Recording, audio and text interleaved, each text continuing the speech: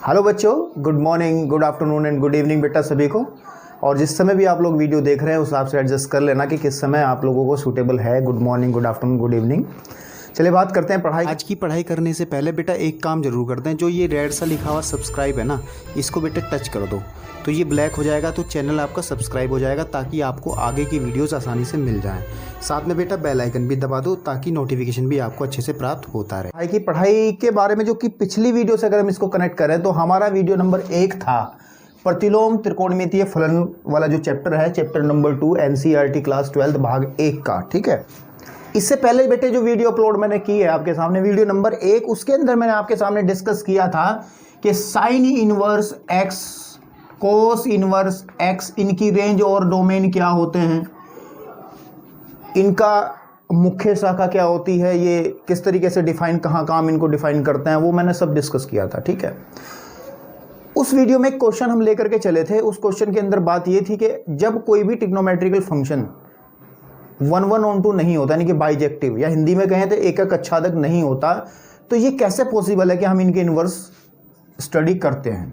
मतलब tan x भी हमारे पास ऐसा ही एक फंक्शन है।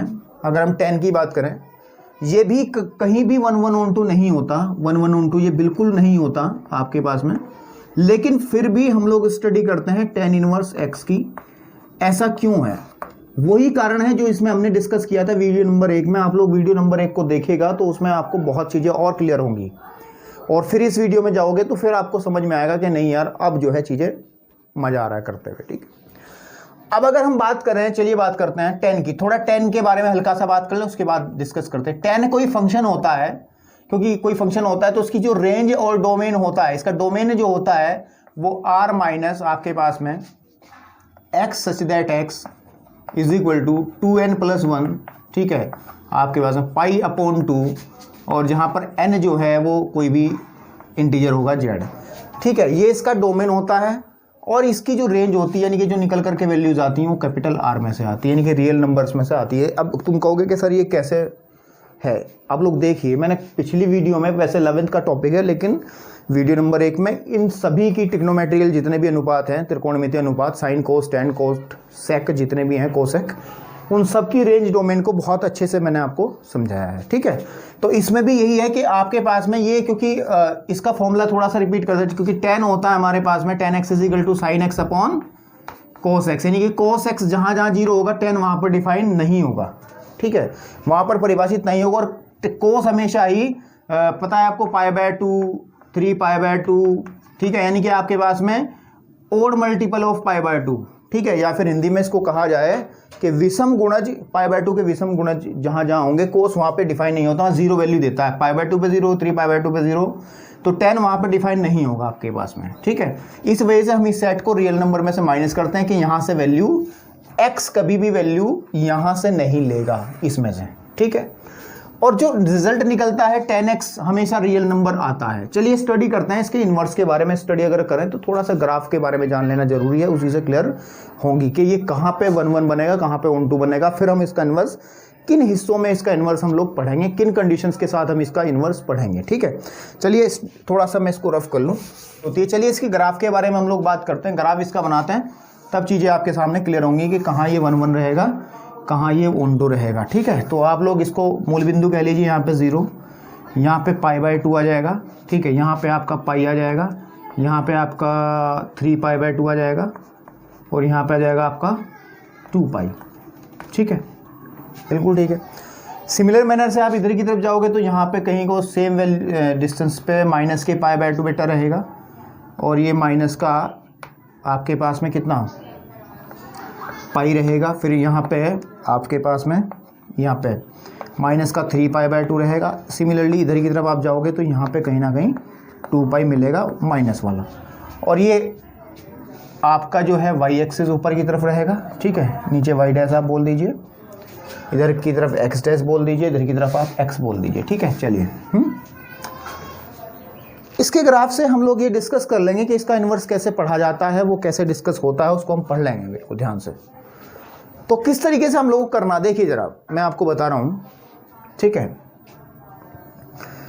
तो सबसे पहले हम लोग देख लेते हैं ग्राफ कहाँ पर डिफाइन है, कहाँ पे नहीं डिफाइन। तो सबसे पहले हम लोग बाउंड्री बना लेते हैं कि ग्राफ कहाँ पे डिफाइन है, कहाँ पे डिफाइन नहीं, क्योंकि हमारे पास ये है इतना, तो यानी कि यहाँ पे ये डिफाइन नहीं है, यहाँ पे भी डिफाइन नहीं है, ठीक है, यहाँ पे भी डिफाइन नहीं है, ठीक है, और आपके पास में यहाँ पे भी डिफाइन नहीं है, ठीक है।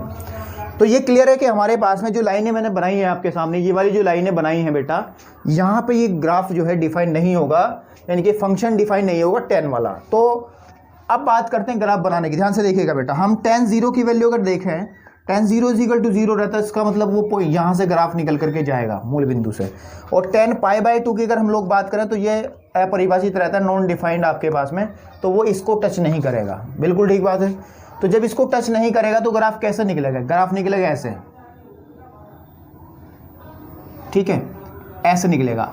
आपको लगेगा कि इस लाइन को ये टच कर रहा है, लेकिन ये टच नहीं करेगा बेटा, ध्यान से देखिएगा, ये टच नहीं करेगा, बिल्कुल भी कहीं भी ये टच नहीं करेगा, लेकिन ये इनफाइनाइट पे इसके साथ ऐसे निकल जाएगा, क्योंकि कोई भी वैल्यू π/2 पे हम लोगों को प्राप्त नहीं होती। सिमिलरली अगर आप पीछे की तरफ इसको लेके आएँ तो यहाँ पे भी बेटे ऐसे ही करके ये ऐसे निकल जाएगा नीचे की तरफ, ठीक है, और वो भी इस लाइन के अलोंग निकल जाएगा इजीली, ठीक है, ठीक है। तो ये आपके पास में इस तरीके से इसका ग्राफ बन रहा है। सिमिलरली यहाँ पे भी इसका दूसरा हिस्सा इधर भी आप लोड कर सकते हो, ठीक है, तो ग्राफ प्लॉट कर सकते हो आप। तो यहाँ से आएगा आप क्योंकि पाई पे 0 होता है, ठीक है, आपके पास में, और फिर आपके पास में ऐसे निकल जाएगा नीचे की तरफ होता हुआ, ठीक। ये बनेगा आपके पास में इसका हिस्सा इस तरीके से, ठीक है। थोड़ा सा इसको स्लोप दे लीजिए, इसको हल्का सा यहाँ पे, ठीक है, ये थोड़ा सा डिप कर जाता है यहाँ को ग्राफ वैसे क्लास 11 में हमने बहुत अच्छे से पढ़ाया है, यहाँ पे भी थोड़ा सा डिप कर जाएगा ये।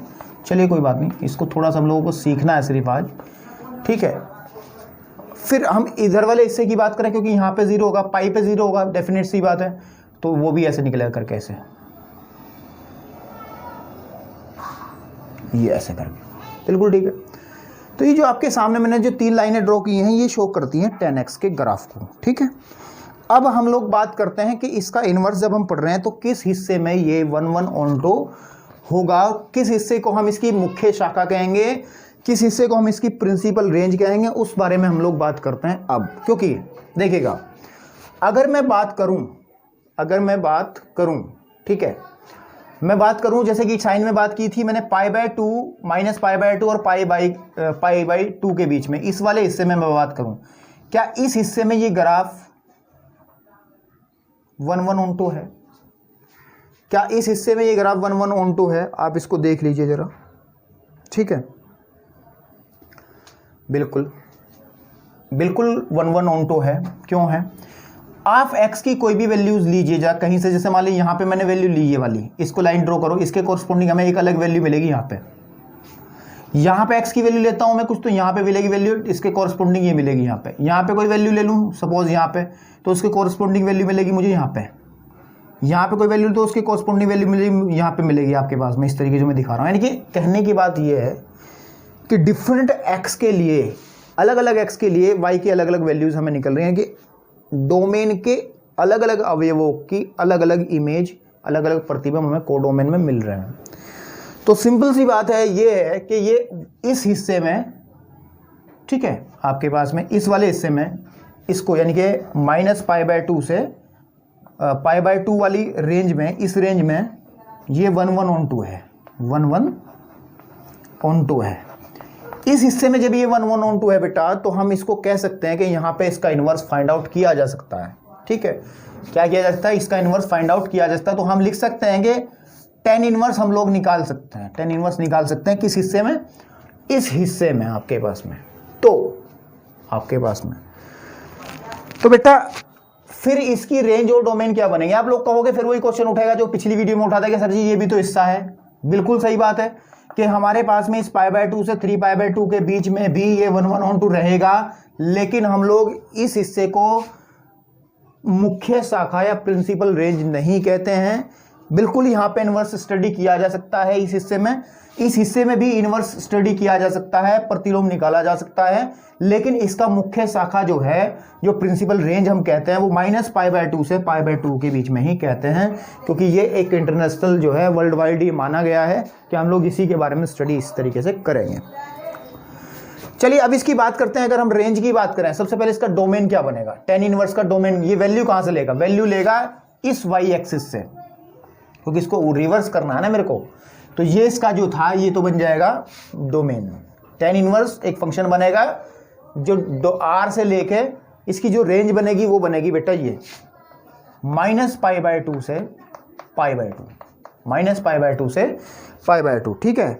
लेकिन -π/2 से π/2 में हम लोग इसको क्लोज इंटरवल नहीं कहेंगे, क्लोज इंटरवल नहीं कहेंगे, क्योंकि यहां पे ये वैल्यू एग्जैक्ट नहीं ले पा रहा है, तो हम इसको आपके पास में ओपन इंटरवल कहेंगे यहां से, इस तरीके से। यानी इस ब्रैकेट का मतलब आप समझ सकते हो कि यानी कि ये π/2 और -π/2 वैल्यूज कभी नहीं आएंगी आपके पास में। तो ये जो चीज़ बनी है हमारे पास में, ये जो चीज़ बनी है बेटा, ये बनी है tan का इन्वर्स। हम किस रेंज में डिफाइन करेंगे, इसमें हम डिफाइन करेंगे कि ये इसकी कहलाएगी प्रिंसिपल रेंज या फिर मुख्य, ठीक है, शाखा। जब क्वेश्चंस करेंगे आप तो बेटे और चीज़ें अच्छे से क्लियर हो जाएंगी। तो मेरा मतलब ये था कि आपको बेसिक चीज़ें समझा दी जाएं ताकि आसानी से चीज़ें समझ में आए। चलिए ये tan के बारे में हमने बात की, फटाफट बात करते हैं। इसी का एक साथी है कोट के बारे में बात कर लेते हैं। चलिए साइन हो गया, कोस हो गया, tan हो गया, कोट, सेक और कोसेक, ठीक है। ये भी फिनिश, ये भी फिनिश, ये भी फिनिश। अब चलते हैं हम कोट पर। चलिए बात करते हैं कोट। कोट जो फंक्शन होता है, ठीक है, उसकी रेंज और डोमेन कितनी होती है, ठीक है। उसकी रेंज और डोमेन मैंने पिछली वीडियो में बताया है। इसका जो डोमेन होता है r माइनस, ठीक है, क्योंकि होता है कोट होता है cot x is to sine x upon cos x upon sine x, यानी कि जहाँ साइन एक्स डिफाइन नहीं होगा, यानी कि n पाई पर, है ना, ठीक है, n पाई पर डिफाइन नहीं होता। अच्छे समझ लीजिएगा, क्योंकि n पाई पे वैल्यूज़ नहीं मिलती ना, इसकी ये परिभाषित नहीं होगा, क्योंकि n पाई पे अगर हम रखेंगे तो साइन 0, तो ये कोट परिभाषित ही नहीं होगा। तो यानी कि r माइनस बनेगा x such that x is equal to n pi, where n जो है आपके पास में बिलोंग करेगा z को, कोई भी इंटीजर रहेगा, और इसका जो रेंज बनेगी वो भी रियल नंबर बनेगी आपके पास में। कोट ये फंक्शन था, ठीक है, कोट ये फंक्शन था बेटा आपके पास में। चलिए बात करते हैं, ठीक है, ठीक है। फिर हम ग्राफ इसके बारे में चर्चा करते हैं, ग्राफ बना लेते हैं, इजीली समझ में आ जाएंगी चीज़ें फिर, ठीक है। ये ग्राफ बनाने के लिए हमें बीच में इसमें 0, यहाँ पे हमने π/2 लिया है बेटा, यहाँ पे हमने पाई लिया है, यहाँ 3π/2 लिया है, और यहाँ पे कहीं 2 पाई आ जाएगा, राइट। थोड़ा आगे तक इसको बढ़ा लीजिए, इसको डस्टर से रफ कर लीजिए। डस्टर कहाँ गया, चलिए फिर इधर की तरफ चलते हैं बेटा। ये इधर की तरफ आ जाएगा माइनस के π/2, ठीक है, यहाँ पे माइनस के पाई, माइनस के 3π/2, राइट, और यहाँ पे माइनस का 2 पाई, राइट। इधर की तरफ और भी वैल्यूज होंगी, हम सिर्फ इस पर डिस्कस करते हैं, क्योंकि वाई एक्सिस पे पूरे रियल नंबर आएंगे, ठीक है, आपके पास में वाई एक्सिस पे पूरे रियल नंबर आएंगे, तो इस पर रेस्ट्रिक्ट करने की कोई जरूरत नहीं है। आप थोड़ा निशान लगाना चाहते हैं कि 1 2 3 4। फिर मैंने कहा है पिछला जब tan का ग्राफ मैंने बनाया है उसमें हमने साफ साफ कहा है आपके पास में, क्या कहा कि पहले ग्राफ को आप लोग ये देख लीजिए कि कहाँ कहाँ पर परिभाषित नहीं है, और वहाँ पे एक बाउंड्री बना लीजिएगा। तो हमने क्या किया कि ये सिंपल सी बात है, n pi means integral multiple of pi, ठीक है, यानी कहने की बात है पूर्णांक गुणज जो है पाई के। यहाँ पे सबसे पहली बात है 0 पे भी डिफाइन नहीं होगा, पाई पे डिफाइन नहीं होगा, तो हल्की सी लाइनें कैसे बना लीजिएगा, 2 पाई पे भी डिफाइन नहीं होगा, तो हल्की सी लाइनें यहाँ बना लीजिएगा, ठीक है, आपके पास में। यहाँ पे पाई पे डिफाइन नहीं है तो इसको भी नीचे की तरफ लेके आ जाइएगा, यहाँ पे भी डिफाइन नहीं है तो इसको भी नीचे की तरफ ऐसे लाइन बना लीजिएगा। सेगमेंट बना लिया हमने अलग अलग। अब बात करते हैं, क्योंकि यहाँ पे डिफाइन नहीं है, बिल्कुल ठीक बात है, यहाँ पे डिफाइन नहीं है कोट, ठीक है, तो कभी भी ग्राफ यहाँ से तो निकलेगा, लेकिन π/2 पे वैल्यू 0 देता है, क्योंकि कोट π/2 जो होता है बेटा 0 देता, तो यहाँ पे वैल्यू देता 0, और आपके पास में तो ये वैल्यू इस तरीके से आएंगी। फिर आपके पास में देखो यहाँ पे जो है 0 है, लेकिन 0 पे परिभाषित नहीं है, तो वो इस तरीके से चलता आएगा यूं करके, ठीक है, और फिर यहाँ पे आकर के फिर इस तरीके से इसके साथ साथ चलाएगा, क्योंकि ये भी यहाँ पे भी परिभाषित नहीं है, इसके साथ भी वो टच नहीं करेगा कहीं भी, इसके इस बाउंड्री में ही रह करके ग्राफ आगे की तरफ चला जाएगा, ठीक बात है। सिमिलर मैनर से बेटे ग्राफ फिर यहाँ पे इस तरीके से ही निकलेगा यूं, और यहाँ पे वैल्यू 0 होती है, और ऐसे करके ऐसे निकल जाएगा।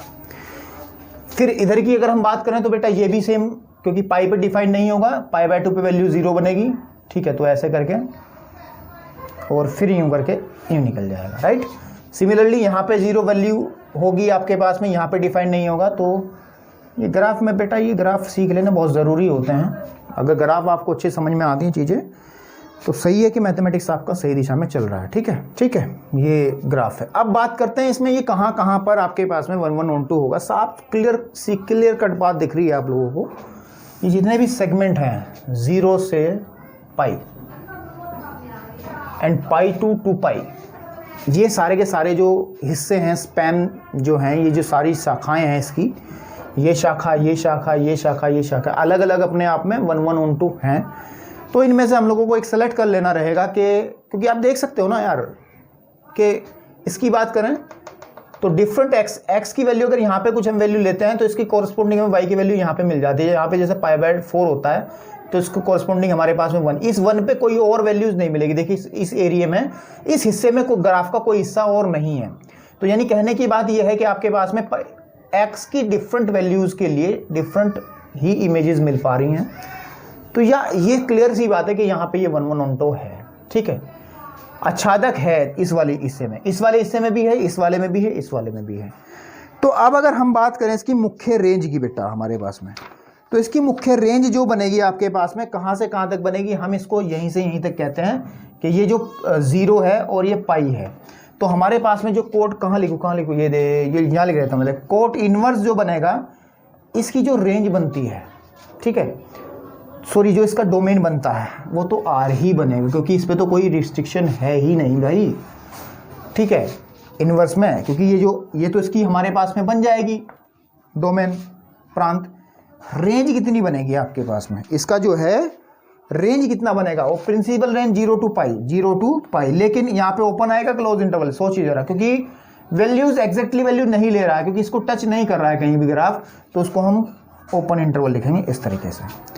कुछ लोग बुक्स में जो नोटेशन है वो ऐसे भी लिखी जा सकती हैं कि 0 पाई ओपन इंटरवल, ये भी डिफाइन किया जाता है ये वाला इस तरीके से।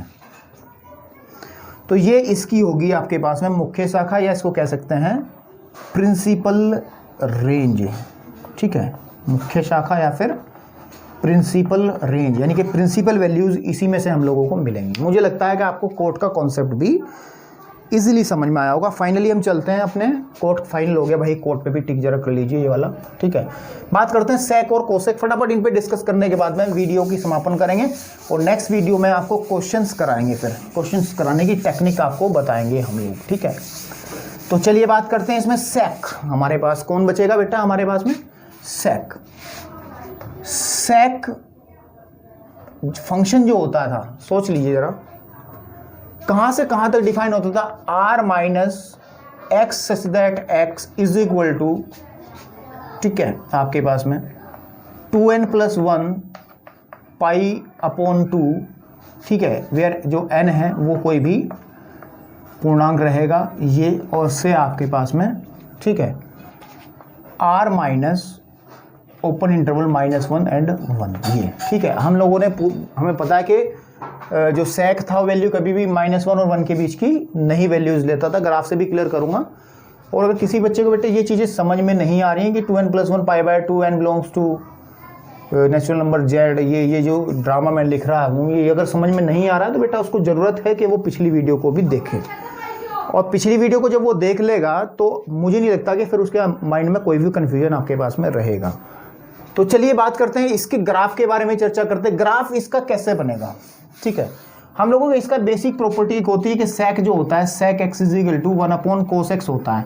तो चलिए cos x के ग्राफ से इसको बनाने का प्रयास करते हैं। पहले cos x का ही ग्राफ बना लेते हैं, उसी से मैं समझाऊंगा आपको कि sec x का ग्राफ कैसे बनेगा, ठीक है। चलिए देखिए ध्यान से, ये हमारे पास y एक्सिस हो जाएगा, यहाँ पे हम लिख लेते हैं 0, यहाँ पे पाई बाय 2, यहाँ पे फिर पाई, यहाँ पे 3 पाई बाय 2, ठीक है, और यहाँ पे आपके पास में 2 पाई, राइट, ठीक है। इधर की तरफ चलिएगा आप तो ये -π/2 पाई, फिर -3 π/2 माइनस में आएगी, ठीक है, आपके पास में। उधर की तरफ 2 पाई, वो भी माइनस का, ठीक है। यहाँ पे कहीं ना कहीं 1 होगा, ठीक, यहाँ पे कहीं ना कहीं -1 होगा। इसी तरीके से वैल्यूज़ ऊपर की तरफ भी आएंगी, यहाँ पे कहीं 2 होगा, यहाँ -2 होगा।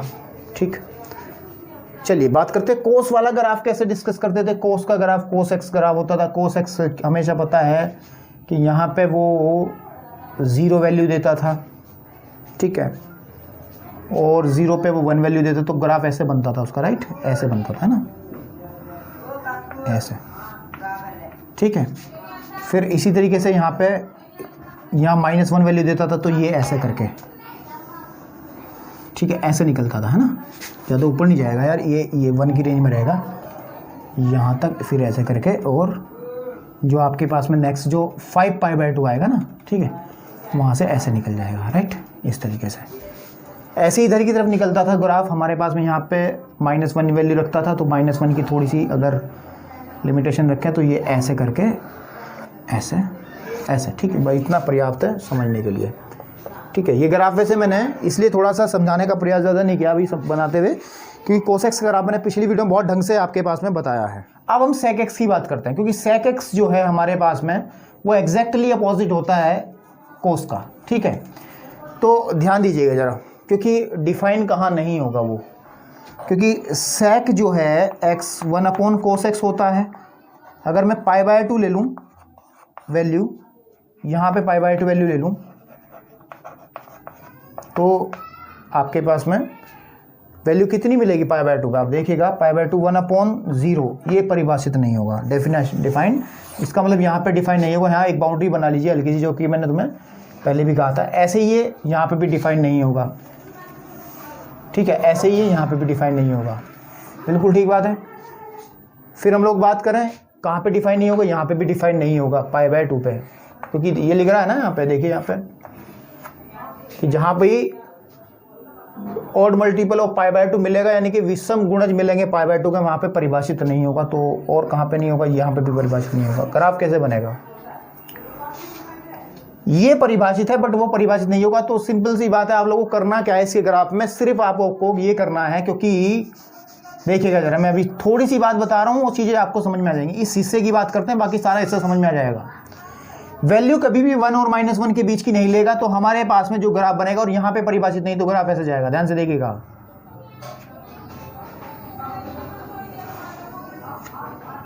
बिल्कुल ठीक, यहाँ पे आपके पास में 1 है, ठीक।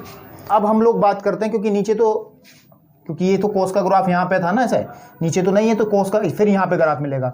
तो जो माइनस वाली कंडीशन है यहाँ पे, यहाँ से, तो यहाँ से भी फिर ऐसे ट्विस्ट नीचे की तरफ कर जाएगा, सेम टू सेम, क्योंकि इन पे परिभाषित नहीं है, इन चीज़ों पे π/2 पे, और ये 3π/2 परिभाषित नहीं है, तो ये ऐसे यहाँ पे ये माइनस वाला पॉइंट बनेगा। तो इस तरीके से हमारे पास के ग्राफ्स बनेंगे। यहाँ पे भी आप बात कर सकते हो, नीचे की तरफ इसको ट्विस्ट कर सकते हो इस तरीके से। यहाँ अगर -1 बनेगा तो फिर ये ऐसे नीचे की तरफ आ जाएगा, और ऊपर यहाँ भी ऐसे ही, इसी के रिस्पेक्ट हम इसको ऊपर की तरफ दिखा सकते हैं, ठीक है। यहाँ पे अगर 1 बनेगा तो ऐसे करके, तो ये हमारा जो ग्राफ बनेगा, ये सेक का ग्राफ बनेगा। अब इसमें वही चेक करना है आप लोगों को कि मुख्य शाखा कौन सी रहेगी, बिल्कुल ठीक बात है, कौन सी वैल्यूज़ इसकी, हमारे कौन सा हिस्सा इसके इन्वर्स को स्टडी करने में हमें हेल्प करेगा। तो क्या बात करना है, ठीक है, देखिए बात कैसे करते हैं। अगर मैं बात करूं, इसे रफ कर लेते हैं नीचे से थोड़ा सा, ठीक है, अब अच्छा सा लग रहा है ना। अगर मैं बात करूं इस हिस्से की, यानी कि ये π/2 है, यहाँ पे कौन से वाला π/2 है, ये माइनस वाला π/2 है, और ये वाला है π/2। इस वाले हिस्से की बात करूं, क्या इस वाले हिस्से में ये, जैसे कि हम हमेशा लेते आ रहे हैं, 1 1 on 2 है, तो इसको देख लीजिए जरा। अगर हमारे पास इस x के लिए ये वैल्यू मिलेगी, लेकिन इस x के लिए वैल्यू ये मिलेगी, तो इस हिस्से में 2 डिफरेंट x के लिए, आप देख लीजिए, सिंपल सी बात है यार, अगर यहाँ पे कुछ x की वैल्यू लें तो इसके कॉरस्पॉन्डिंग हमें y की वैल्यू यहाँ पे मिलेगी, इसके यहाँ पे कोई x की वैल्यू ले तो इसके कॉरस्पॉन्डिंग वैल्यू y भी यहाँ पे मिलेगी। तो यानी कि आपके पास में इस x1 और इस x2 के लिए ये हमें एक ही वैल्यू दे रहा है। इसका मतलब इस हिस्से में ये कभी भी 1 1 नहीं होगा, ठीक है। लेकिन चलिए इसके बारे में चर्चा नहीं करेंगे जब 1 1 नहीं है तो, ठीक है। लेकिन अगर हम लोग बात करें इस वाले हिस्से की, ठीक है, यहाँ से आपके पास में, और इस वाले हिस्से की थोड़ी सी, ठीक है, लेकिन अगर हम लोग बात करें इस हिस्से की, यहाँ से ये 0 है, थोड़ा सा हिचपिच सा हो रहा है, लेकिन अगर इसको समझ रहा हो समझ में आ रहा होगा, ये 0 है बेटा, ये वाला 0। और इस पाई की बात करें, यानी कि इस हिस्से की हम लोग बात करते हैं ग्राफ की, इस वाले हिस्से की, देखिएगा जरा, इस वाले हिस्से की, इसको हटा लें, ये वाला हिस्सा जो है, ये वाला जो मैं लाइन बनाई है, इसमें अगर इस π/2 को निकाल दिया जाए तो हमारे पास ये फंक्शन जो है, यहाँ पे इतना हिस्सा है और यहाँ पे इतना हिस्सा है, तो 1/1 इजीली है, क्योंकि यहाँ पे आप लोग देखिएगा इस ग्राफ में कि कहीं भी x की वैल्यू लोगे तो उसको कॉरस्पॉन्डिंग आपके पास में y की वैल्यू मिलेगी, लेकिन कोई दूसरा x हमें ऐसा नहीं मिलेगा जिसकी वैल्यू यहाँ पे मिल जाए। तो यानी कहने की बात यह है कि इस हिस्से में और इस हिस्से में ये 1/1 रहेगा, तो हम सीधी सीधी बात कह सकते हैं कि जो सेक इनवर्स रहेगा उसकी जो रेंज रहेगी, उसकी जो डोमेन रहेगी आपके पास में, डोमेन तो आपके पास में वही रहेगी जो कि हमारे पास में लिखी है, ठीक है।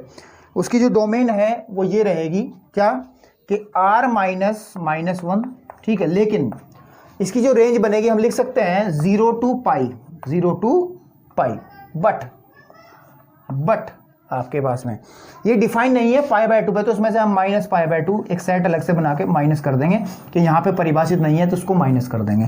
तो ये जिक्र हुआ बेटा हमारे पास में किसका, सेक का, ठीक है। तो सेक इनवर्स की जो रेंज या आपके पास में डोमेन और रेंज जो बनेगी, और इसी को इसकी प्रिंसिपल रेंज कहते हैं, मुख्य, इस वाले हिस्से को इसका क्या कहते हैं, मुख्य शाखा, मुख्य शाखा इसकी बोली जाती है। आप लोगों को समझ में आया होगा अच्छे से। अभी बेटे एक इस वीडियो में इसका कॉन्सेप्ट खत्म करके क्वेश्चंस में जब लेके चलूंगा, जब इसको प्रैक्टिकली यूज़ करेंगे तब आपको लगेगा कि हाँ यार अब ये चीज़ें बड़ी इंपॉर्टेंट है। होता क्या है, जब भी हम थ्योरेटिकल पोर्शन पढ़ते हैं तो थोड़ा सा बोरियत हो जाती है ना, जैसे इसमें हो रही है अभी, लेकिन जब इसको प्रैक्टिकली हम करेंगे क्वेश्चंस के अंदर, जब इसका यूज़ करेंगे तो आपको बिल्कुल महसूस होगा कि नहीं यार वो चीज़ बड़ी जानदार चीज़ें थी, जिससे आपको क्लियरिटी एकदम से क्वेश्चंस के अंदर आएगी। कोई भी क्वेश्चन होगा आपको परेशान नहीं करेगा, ठीक है। इसमें लास्ट टॉपिक बचता है, सेक फिनिश कर दिया, कोसेक आपके पास में। चलिए कोसेक के बारे में बात करते हैं, ठीक है।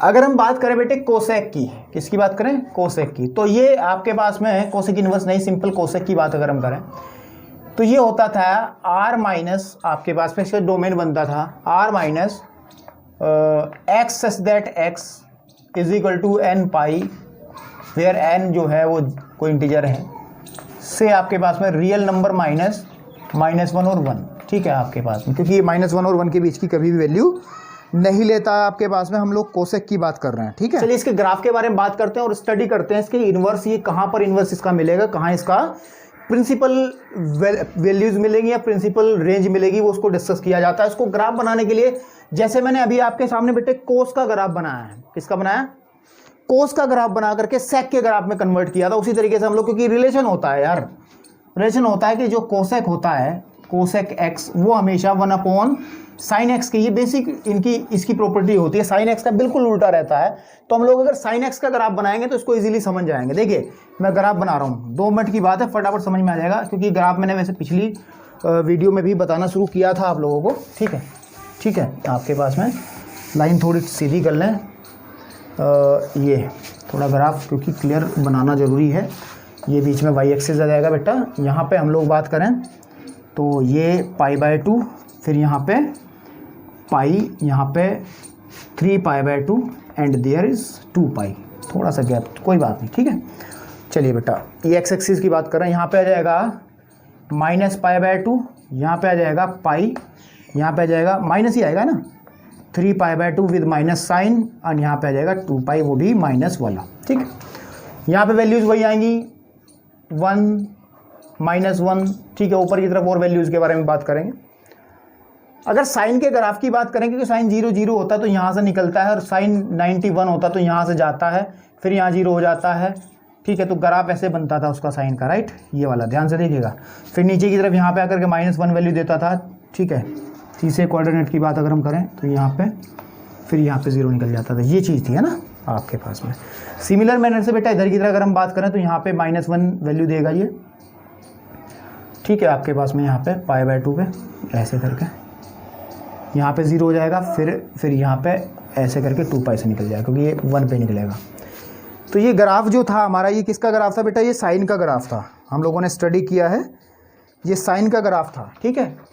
अब अगर हम इसमें कोसेक के बारे में जिक्र करें थोड़ा सा, कोसेक एक्स जो होता है, वो 1/sin x होता है। यानी कि कहने की बात, सबसे पहली बात तो इस पर विचार कीजिए, जहाँ जहाँ n पाई है वहाँ पर ये फलन डिफाइन नहीं होगा, तो वहाँ बाउंड्री बना लीजिए, ठीक है, वहाँ पे क्या बना लीजिए, बाउंड्री। तो हम लोग जैसे कि यहाँ पे डिफाइन नहीं होगा तो हम लोग यहाँ पे एक हल्की सी लाइन बना लेते हैं, यहाँ पे डिफाइन नहीं होगा तो यहाँ पे एक हल्की सी लाइन बना लेते हैं, यहाँ पे डिफाइन नहीं होगा तो यहाँ पे एक हल्की सी लाइन बना लेते हैं, यहाँ पे डिफाइन नहीं होगा तो यहाँ पे एक हल्की सी लाइन बना लेते हैं, ठीक है। अब ग्राफ बनाते हैं, यहाँ पे आपके पास में ये 1 पे है, तो सीधी सी बात है बेटा, कोसेक जब बनाएंगे ना तो यहाँ से इस ग्राफ को सिर्फ इसी पॉइंट से जो हमारे पास 1 था, क्योंकि यहाँ पे डिफाइन नहीं है, 0 पे भी डिफाइन नहीं है, तो हम इसको ऐसे लेके जाएंगे और ऐसे बना देंगे, बिल्कुल ठीक है। इस हिस्से में भी यही काम होगा, ठीक है, इस हिस्से में भी यही काम होगा आपके पास में, ठीक है। और ये भी ग्राफ ऐसे नीचे की तरफ आ जाएगा ना, ठीक है। थोड़ा सा अजीब बन रहा है, आप लोग समझने का प्रयास करें, भावनाओं को समझें। सिर्फ इस वाले हिस्से ग्राफ की बात करें अगर हम लोग, तो वो भी यहाँ पे -1 से नीचे की तरफ ऐसे ट्विस्ट हो जाएगा, यहाँ मिलेगा नहीं इसको ऐसे करके, ठीक है भाई। इतना ही ध्यान दे लो, थोड़ा सा करना चाहते तो चलो इसको बना लो यार, क्या दिक्कत, जब इतना काम कर ही रहे हैं तो। यहाँ कहीं 1 बनेगा और 1 से ये ऐसे निकल जाएगा आपका ग्राफ ऊपर की तरफ, राइट। आपको पता है कभी भी ये वैल्यूज़ नहीं लेता है कोसेक, ये वाली वैल्यूज जो मैं बता रहा हूँ, तो ये वैल्यूज़ आ भी नहीं रही हैं, ग्राफ इसके बीच में है भी नहीं कहीं, देखो नहीं है ना, ठीक है। तो अब इसमें सर्च करना है इसका प्रिंसिपल रेंज, और हम फिर डिफाइन करेंगे इसका इनवर्स, ठीक है, सिंपल सी बात है। देखिए ज़रा यहाँ -π/2 से अगर हम बात करें, ध्यान दीजिएगा, यहाँ से अगर मैं एक लाइन बनाऊँ, यहाँ से -π/2 से +π/2 के बीच में अगर हम जाएँ, तो लाइन तो सीधी बना लो यार, ये जाएँ, ठीक है। तो हमारी प्रिंसिपल रेंज मिल रही है हम लोगों को, मैं बता रहा हूँ आपको कौन सी प्रिंसिपल रेंज बनेगी उसी के बारे में, वैसे तो बहुत सारी बनेगी। देखिए -π/2 से π/2 ये भी एक ऐसा हिस्सा है जहाँ पर कोसेक 1/2 है, यहाँ पे भी और यहाँ पे भी। फिर ये वाला हिस्सा, और अगर मैं लाइन यहाँ बना दूँ तो ये वाला हिस्सा भी ऐसा है कि जहाँ पे 1/2 है। जैसे कि और भी बहुत सारे हिस्से मिलेंगे, अनंत मिलेंगे आपको। ग्राफ की इतना थोड़ा ही, इतना मेरा बोर्ड है, ग्राफ तो आपके सामने इतना बड़ा है जो इस बोर्ड पे समा ही नहीं सकता। कहने के बाद अनंत हिस्से मिलेंगे जहाँ में ये 1/2 रहेगा, एक एक आच्छादित रहेगा। तो हम लोगों को सिर्फ सर्च कर लेनी है प्रिंसिपल रेंज, यानी कि मुख्य शाखा, सिर्फ ये मुख्य शाखा हम लोग कहेंगे। मैं लिख देता हूँ, समझ में आ जाएगा कि कोसेक इनवर्स बेटे यही बनेगा इसका डोमेन, ठीक है। r -1 ये तो आपको पता ही है, लेकिन ये बनेगा -π/2 से π/2 तक, और ओपन आएगा इंटरवल, क्लोज आएगा। बताइए जरा, ये जो इंटरवल आएगा इसका क्लोज इंटरवल आएगा, ठीक है, क्लोज इंटरवल। लेकिन यहां से यहां तक एक पॉइंट बीच में ऐसा भी है जहां ये फलन परिभाषित नहीं है, ये पॉइंट है 0, तो माइनस कर लेंगे 0, ठीक है, माइनस कर लेंगे आप इसमें 0। तो ये बना आपके पास में बेटा इनवर्स आपके पास में कोसेक का। तो इतना सब कुछ करने के बाद मैंने आपके सामने sine inverse x, cos inverse x, tan inverse x, cot inverse x, sec inverse x, cosec inverse x की सभी का मैंने आपको डोमेन यानी कि प्रांत और उनका परिसर यानी कि रेंज, प्रिंसिपल रेंज यानी कि मुख्य शाखा के बारे में बिल्कुल बात कर ली। अब तुम तैयार हो एक्सरसाइज में चलने के लिए, जो कि नेक्स्ट एक्सरसाइज में हम चलेंगे। तो एक फाइनल टेबल बना लेते हैं ताकि आपको क्लियरिटी आ जाए। और भी फाइनल टेबल क्या बनेगी, हम इन सभी के लिए फाइनल टेबल एक बना लेते हैं जो कि किताब में भी है। फाइनल टेबल क्या रहेगी जो कि हमने अभी डिस्कस किया है उसके बारे में बात कर। देखिए जरा, हमारे पास साइन इनवर्स एक्स था, साइन इनवर्स आपके पास फंक्शन था जो कहाँ से कहाँ तक था, ठीक है। इसका जो आपके पास में रेंज बन रहा था और डोमेन बन रहा था, कैसे कैसे बनेगा, इसका डोमेन था -1 से 1 तक, लेकिन इसका जो रेंज, प्रिंसिपल जो रेंज बन रहा था वो बन रहा था आपके पास में -π/2 से π/2, ठीक है। फिर हम बात करेंगे कोस इनवर्स की, तो ये भी -1 से 1 तक था और इसका जो रेंज बन रहा था आपके पास में वो बन रहा था 0 to